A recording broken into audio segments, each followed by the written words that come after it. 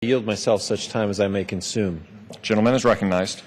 I rise today in strong support of the Veterans Access to Care Through Choice, Accountability, and Transparency Act of 2014, which the Senate passed on a bipartisan 93-3 vote last month. It's no secret that the Department of Veterans Affairs is failing to keep our nation's promise to our veterans and their families.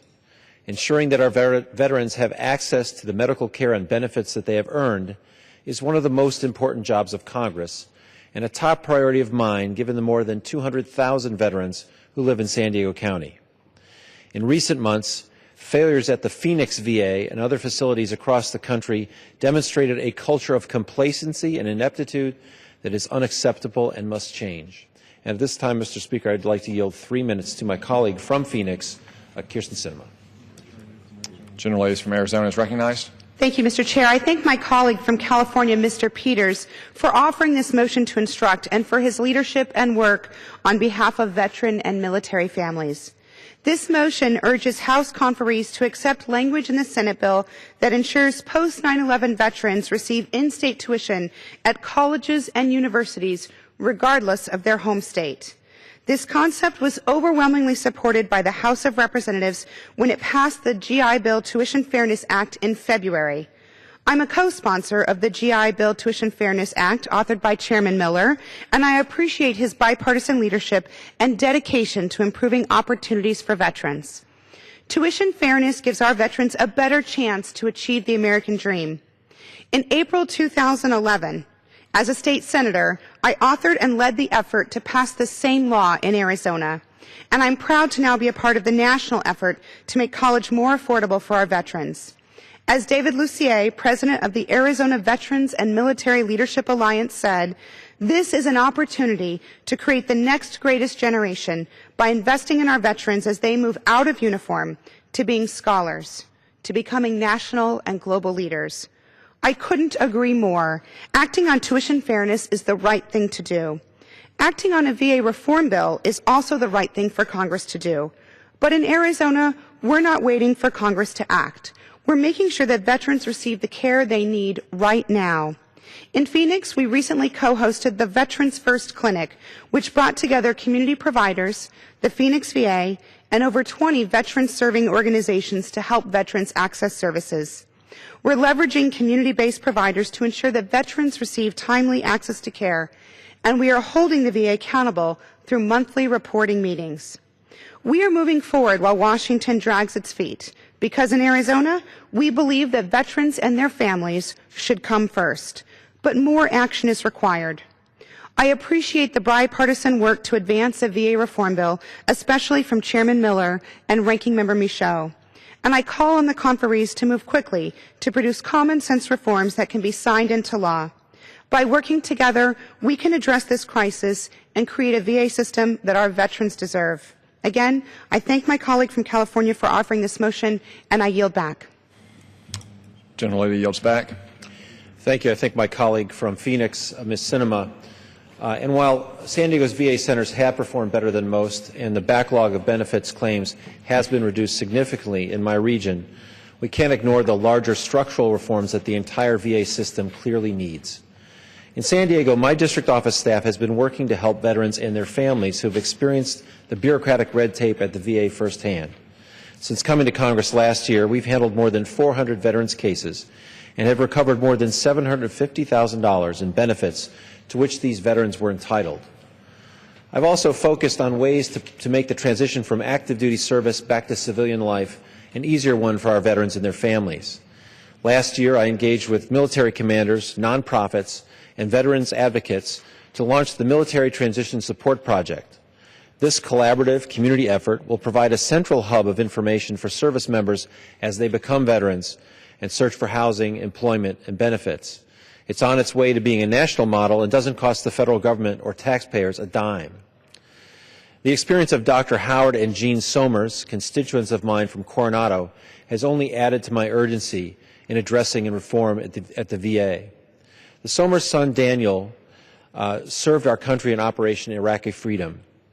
As the Somers testified in the House Veterans Affairs Committee 2 weeks ago, their son made several attempts after returning home from combat to seek help and counseling for post-traumatic stress, but was unsuccessful ultimately, and eventually he took his own life.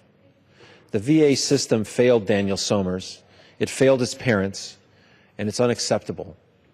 Both the Senate and the House have taken action to make real substantive changes at the VA, and I voted for many of these measures in the House, but the Senate's plan is comprehensive, bipartisan, and is the best opportunity for the quick action that our veterans deserve. It will benefit thousands of veterans by increasing their access to care, by allowing the VA to lease more facilities, hire doctors and nurses to fill their most pressing staff shortages, and by allowing veterans to see non-VA providers if they've been forced to wait for an appointment or live too far from the closest facility. It would increase accountability on those responsible for the recent failures by allowing the VA secretary to fire complacent employees, and through changes to the scheduling, staffing, and administrative processes at each facility. Part of my motion also has to do with ensuring that our veterans and their spouses are able to access a high-quality education after their time of active duty has ended. Veterans are advancing themselves at colleges and universities across my district and across San Diego and across the country. Expanding in-state tuition to our vets, regardless of where they live, would expand their educational opportunities significantly and potentially reduce the financial burden that many of them face. As of today, only 24 states offer in-state tuition benefits for vets who have not yet met the standard residency requirements of that state. My home state of California is one of those that does not offer it. In the University of California system, one of the premier public university systems in the entire world, more than 1,600 vets are currently enrolled. The in-state tuition at a UC school averages $13,200 per year. For non-residents, $36,000, a difference of $23,000 that the vet must pay out of pocket. UC San Diego, part of which is in my district, enrolls 324 veterans, and nearby San Diego State has 1,127 vets. In the California State University system, being a non-California resident costs nearly double the tuition, to the tune of more than $4,000 per year. By forcing veterans who fought not just for one state or for their home state, but for the entire United States to fit into the standard residency requirements, in many instances, we are forcing them to delay their education or vocational training, that which they need for career advancement. And instead of making it more difficult to use their earned GI Bill benefits, we should be making it easier and more financially feasible. A recent national investigation called Back Home, the Enduring Battles Facing Post-9/11 Vets, noted the example of Marine Corps Corporal veteran Brian Aller, a student at UC San Diego's Scripps Institution of Oceanography, who is paying out of pocket to cover part of the $22,000 tuition, which his GI benefits don't fully pay. 15,000 veterans are discharged in the San Diego region each year, and about half decide to stay in the area to restart their civilian lives. Many of them are not from California, but they should have access immediately to the in-state tuition rate. Giving veterans the in-state tuition rate is a bipartisan idea that I know our chairman, Mr. Miller, supports. The House passed a bill 390-0 to provide this benefit. The comprehensive Senate bill I want us to vote on also includes that language. Mr. Speaker, I hope we can pass the Veterans Access to Care Through Choice, Accountability, and Transparency Act in its entirety and provide the necessary relief and support to our veterans and show the American people that Congress is capable of passing comprehensive reforms to what is clearly a broken system. I urge my colleagues on both sides of the aisle to support this motion to instruct. Let's actually get the needed reforms in place and expand educational opportunities and our support for our veterans. And I reserve the balance of my time.